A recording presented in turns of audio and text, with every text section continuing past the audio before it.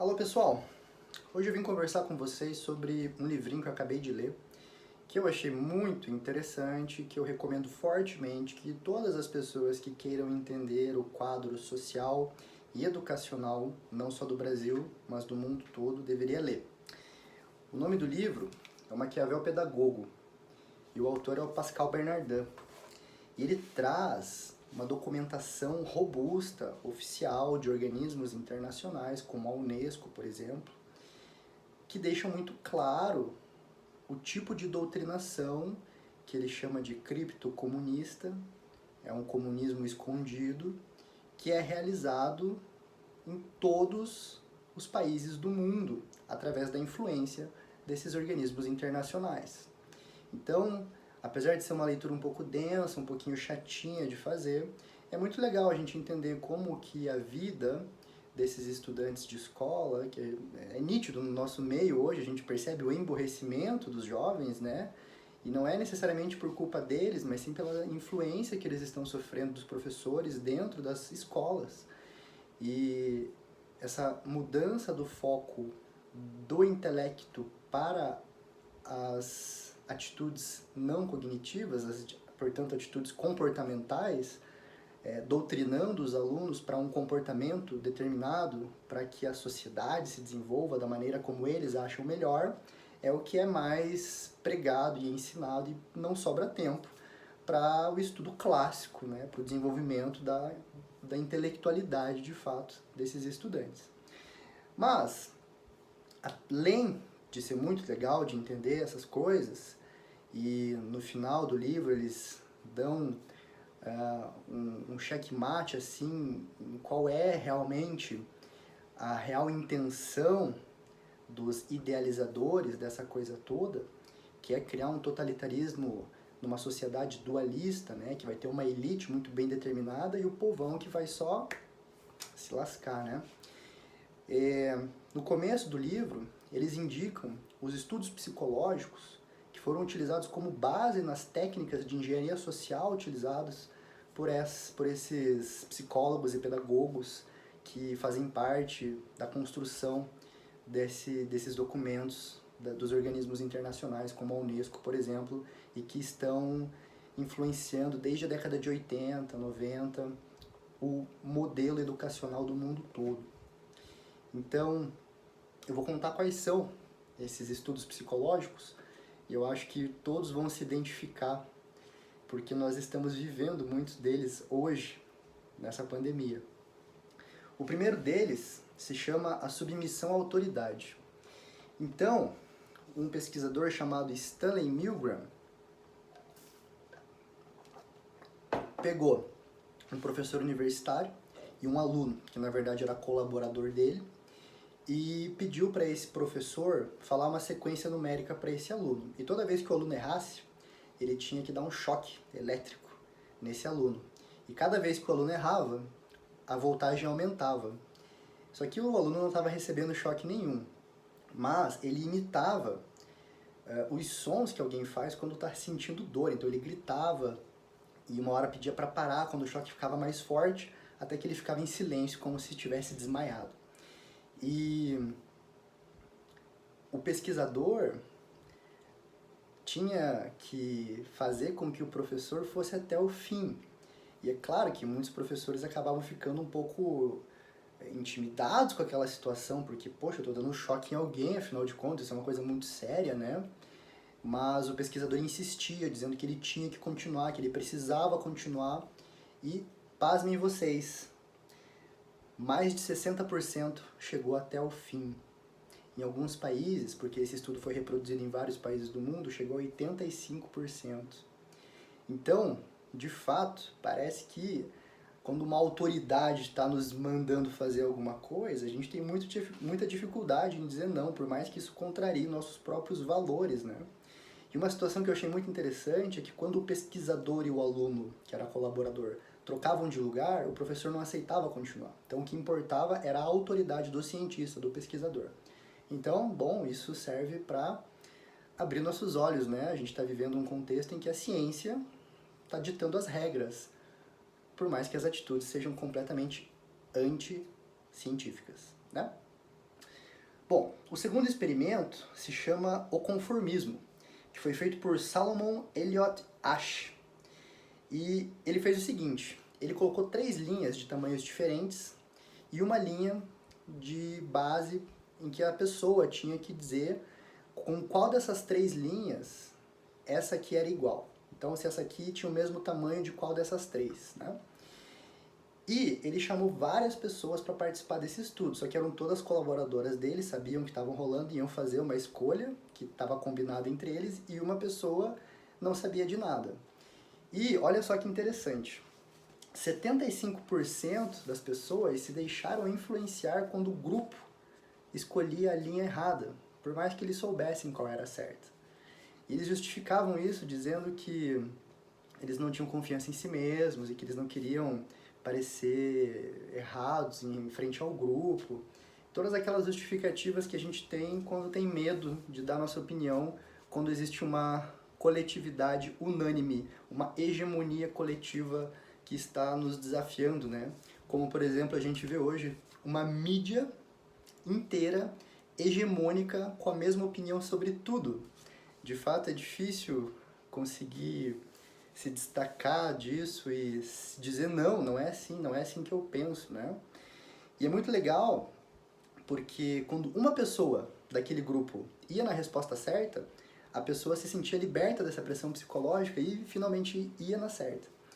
O que demonstra como esses grupos minoritários, né, são importantes dentro da democracia para que os indivíduos possam ter uma base para pensar por si mesmos e poder dizer não quando eles acham que a coisa está errada e não apenas ficar seguindo o grupo, que nem um rebanho, né? Bom, o terceiro estudo se chama Normas de Grupo, que foi feito por um pesquisador chamado Muzafer Sherif, que fala sobre o efeito autocinético, que é o seguinte, uma pessoa é colocada dentro de uma sala escura e lá dentro dessa sala tem uma luzinha e o pesquisador pede para essa pessoa dizer se essa luzinha está se mexendo. E como não tem nenhum ponto de referência, apesar de a luzinha estar parada, a pessoa tende a enxergar que a luzinha está se mexendo. Esse é o efeito autocinético. E cada pessoa vê um padrão diferente. Porém, quando existe um grupo colocado para ver a mesma luzinha, rapidamente se estabelece um padrão e todos começam a concordar que o padrão de movimento da luz é a mesma.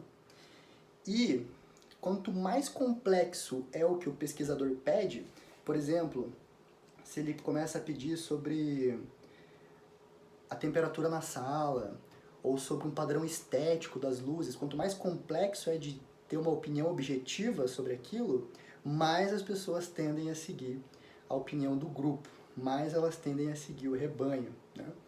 E o pesquisador extrapola isso para a questão da moda, da mídia e tal, que faz total sentido, né? Como nós somos facilmente persuadidos quando nós somos a minoria, né? Bom, o próximo estudo se chama Pé na Porta, que foi feito por Friedman e Fraser. O que é muito interessante, olha só. O Pé na Porta consiste no seguinte.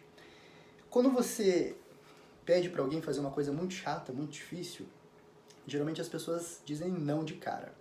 Porém, se você faz uma preparação antes com uma coisa menor, parece que as pessoas tendem a aceitar depois fazer uma coisa mais difícil. Então olha só que interessante.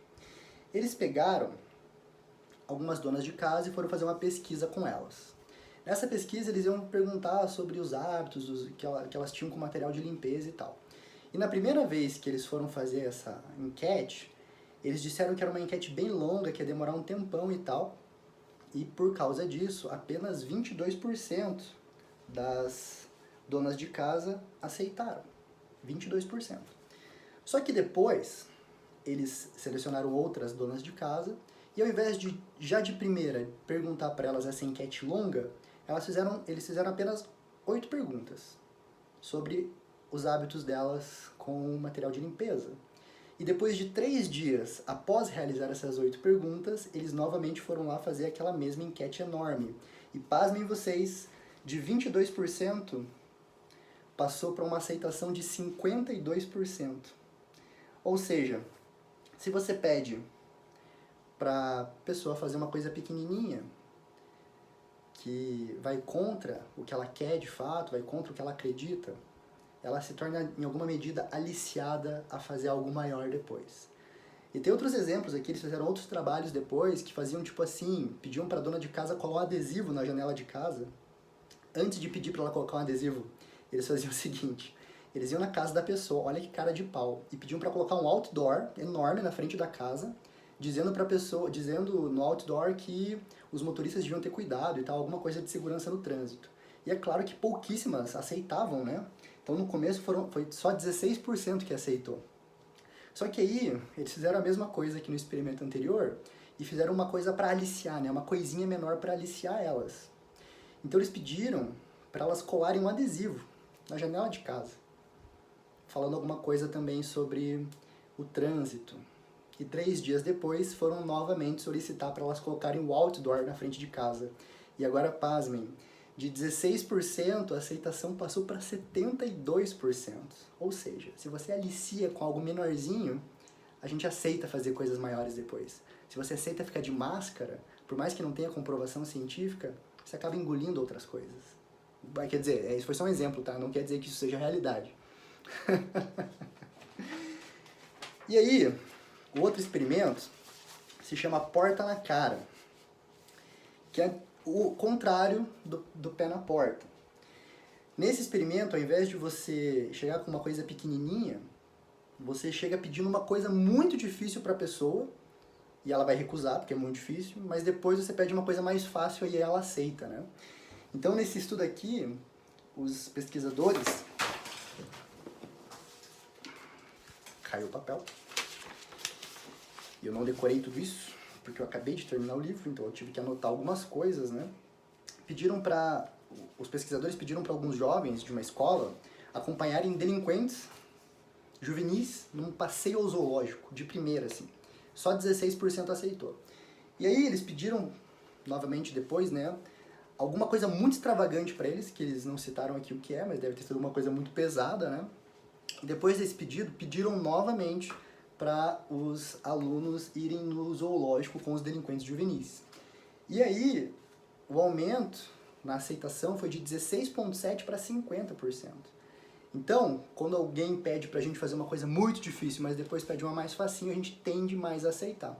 Por exemplo, se o governante pede para que tenha um toque de recolher, a gente não aceita, mas daí de repente a gente aceita fechar o comércio, coisas assim, né? Enfim, qualquer semelhança com a realidade é mera coincidência. E por fim, tem a tal da dissonância cognitiva, que eu já tinha ouvido falar numa aula do professor Olavo de Carvalho, do Seminário de Filosofia, que é uma das inspirações dessa página, eu recomendo muito que todos façam. Custa R$60 por mês e é simplesmente um curso modificador de vidas, né? Bom, eu vou usar um exemplo então que o professor Olavo deu numa aula sobre um experimento de dissonância cognitiva. Mas basicamente a dissonância consiste em você gerar uma contradição entre dois elementos da psique, entre seus valores, suas memórias e suas ações, enfim, entre coisas que você acredita e que fazem parte do seu cotidiano, que vão ser expostas de alguma maneira a um acontecimento que você não é a favor. Então, qual que foi o experimento lá que o professor Olavo citou pra gente, né?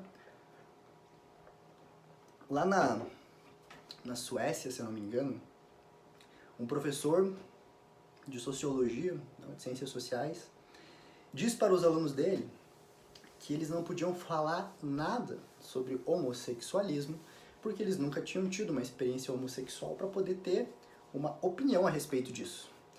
Então, ele pediu, gentilmente, claro, com toda a liberdade possível, para que os alunos realizassem, os meninos uns nos outros, sexo oral.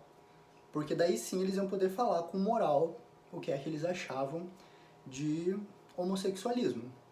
E acredito eu que teve uma aceitação bem grande, assim, 80%, 85% dos alunos aceitaram, né? E depois que eles fizeram sexo oral, incrivelmente, a aceitação de fazer sexo oral em outros garotos, né, passou a ser quase unânime. Porque, veja, independentemente do fato de eles gostarem ou não do que eles fizeram, deles acharem que aquilo devia ser feito novamente ou não, pelo fato de eles terem mudado o comportamento, eles terem feito uma coisa que é contra os valores deles, por eles terem realizado aquela ação, automaticamente eles precisaram justificar aquilo. Porque imagina só, você ter que fazer o sexo oral, sendo que você é heterossexual, em outro menino, você odiou aquilo, você achou aquilo completamente fora do que você acredita, mas agora que você percebeu que você foi feito de trouxa, como é que você vai dizer isso? Daí você vai parecer mais trouxa ainda, né? Então você justifica, fala, não, beleza, sexo oral é gostoso e tal, né? Temos que até incentivar e assim por diante. Então, isso é dissonância cognitiva. É você primeiro modificar o comportamento da pessoa para que depois ela passe a justificar isso retroativamente, com a razão. Nada que a gente viva hoje, como por exemplo, usar máscara. Gente, eu vi hoje uma propaganda não, é uma propaganda, né, no Facebook, no Instagram, não lembro, alguém me mandou, de uma menina vendendo uma máscara toda furadinha, assim, como se fosse uma peneira. E ela dizia, olha, na legislação diz que tem que ter máscara e que tampe o nariz e a boca e só diz isso. Não diz que a máscara tem que proteger contra alguma coisa. E a gente, se você abrir no PubMed, lá, que é uma base de dados científicas da área da saúde, e pesquisar sobre se as máscaras funcionam contra infecções no trato superior, né, trato respiratório superior, você vai ver que todos os estudos são inconclusivos. E antes de 2020, nunca um cientista num artigo tinha dito, né, que você deveria usar máscara para se prevenir e tal. Sempre foi assim, olha, parece que protege em alguns casos, em outros fica meio ambíguo, então a gente não tem certeza, mas, né, você que sabe. Aí você pode escolher baseado nessa nossa incerteza. Mas agora virou uma imposição, né, mesmo que não tenha evidência que comprove que eficientemente uma máscara ajude a gente a evitar o coronavírus. E veja, a gente não vê propaganda dos cuidados que você tem que ter com a máscara, como utilizar e reutilizar, tem que lavar se não tem, porque aquilo ali vira a moradia de milhares de micro-organismos se você não usa direito, e aquilo pode até causar pioras na prevalência ou na incidência de doenças respiratórias infecciosas. Se você usa máscara errado, se você usa máscara todo dia, se você usa máscara de outra pessoa, se você não sabe lavar a máscara, tudo isso tem que ser colocado em pauta também, mas nada disso é colocado em pauta. Porque é nítido que o que eles querem é que a gente obedeça. Porque aí a gente vai estar colaborando com todos esses ensaios psicológicos de engenharia social. Então a gente aceitou fazer uma coisinha pequena, a gente aceita fazer uma coisa maior. Não é mesmo? Bom, é isso. Eu acho que esse livro tem que ser lido, ele é muito interessante. E eu espero que cada vez mais a gente consiga influenciar vocês positivamente a ler. Eu acabei de ler o livro agora, então fiz esse vídeo aqui de supetão, assim, rápido. Poderia ter produzido mais conteúdo e tal, mas eu realmente não tenho tempo, né? Muita coisa, trabalho, muitos estudos, enfim, muitas coisas na vida para fazer. Mas a gente arruma um tempinho para fazer um pouquinho de conteúdo aqui intelectual para vocês. Espero que a gente possa cada vez fazer mais. E é isso. Fiquem com Deus e um abraço.